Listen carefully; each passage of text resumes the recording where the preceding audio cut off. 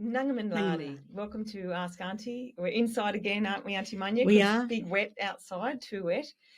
Aunty Munya, really interesting question from an artist who has been doing art more intuitively, but they've been told that there a lot of the symbols and that they're using in the art appear Aboriginal and have an Aboriginal influence. And as an ally, they're very concerned about doing the wrong thing. So what they've asked, what should they do about this? Yeah, well, there's a fine dividing line between cultural influence and cultural appropriation. But what I really like, Carla, is that she's asked the question to open dialogue.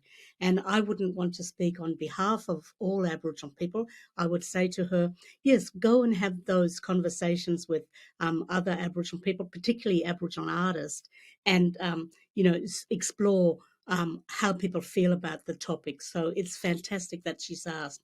But what would you say to her as an ally? Oh, as an ally, I love that you've asked the question. So I think that's the first step. And as you said, you're completely unaware of this, but that you're curious and you're willing to find out more. And so I would do as much research as I can. I'd even look at Google and I'd start researching the different symbolism in Aboriginal art.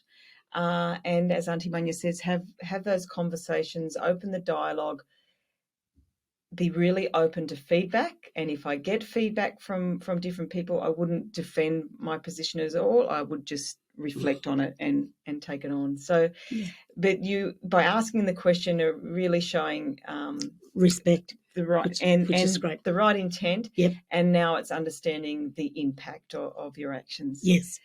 So in Ridicule, go well.